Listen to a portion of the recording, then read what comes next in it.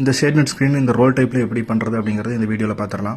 இதுக்கு தேவையான பொருட்கள் பிவிசி பைப், அதுக்கப்புறம் ஒயரிங் டேக் ஒரு 12, அதுக்கப்புறம் வளையம் வந்து ஒரு 4 வளையம், அதுக்கப்புறம் அந்த சன்னமான கயிறு.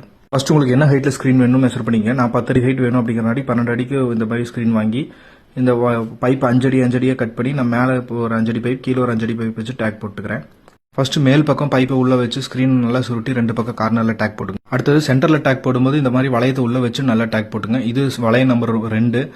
இப்போ ஸ்க்ரீனுக்கு முன்னாடி நின்னீங்கன்னா உங்களோட லெஃப்ட் கார்னர்ல இருந்து ஒரு அடி கேப் விட்டு இந்த மாதிரி ஒரு டேக் போட்டு வளையம் வச்சு போட்டுங்க. இது ரிங் நம்பர் 1.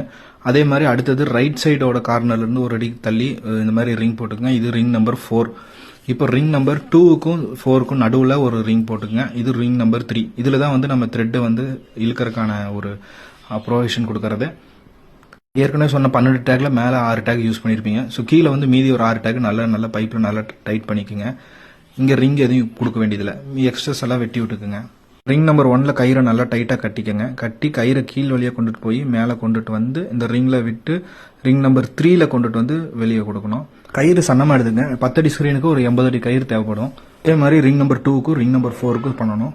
ரிங் 1ஓட கயிறை கீழே கொண்டுட்டு வந்து மறுபடியும் 1 கொண்டு வந்து 3ல கனெக்ட் பண்ணியிருக்கோம். அதே மாதிரி 2ல கனெக்ட் பண்ணி 3ல கொடுத்துருக்கோம். அதே மாதிரி 4ல கனெக்ட் பண்ணி 3ல கொடுத்துருக்கோம். 3ஓட கயிறு இந்த மாதிரி எட்ஜ் ஃப்ரீயாக விட்டுருங்க. வீடியோ ரிப்பீட்டடாக பார்த்தீங்கன்னா கொஞ்சம் நல்லாவே புரியும் உங்களுக்கு எப்படின்னு. இப்போ ரெடி ஆயிருச்சு. இப்போ ஸ்க்ரீன் செக் பண்ணிக்கலாம். மேலே ஒருத்தர் நல்லா டைட்டாக பிடிக்க சொல்லிட்டு நீங்கள் கயிறு இழுத்தீங்க அப்படின்னா அந்த ஆட்டோமேட்டிக்காக ரோல் வந்து ரொட்டேட் ஆகிட்டு மேலே போயிட்டே இருக்கும். ஸோ அவ்வளோதான் ஒர்க் முடிஞ்சுது. இப்போ ஃபிக்ஸ் பண்ணுறதுக்காக இந்த ரிங்ஸ் எல்லாமே நம்ம கனெக்ட் பண்ண முடியாது. ஒரு பைப் அதான் மேல் சைடு, அந்த மேல் சைடோடைய பைப்பை நல்லா 2 பக்கம் நல்லா டைட்டாக கட்டிக்கங்க. அதே மாதிரி சென்டரும் நல்லா டைட்டாக கட்டிக்கங்க.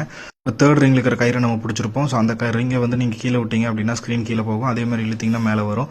இந்த வீடியோ பிடிச்சிருந்தா லைக் பண்ணிக்கோங்க. அதே மாதிரி மற்றவங்களுக்கும் ஷேர் பண்ணுங்கள். தேங்க்யூ.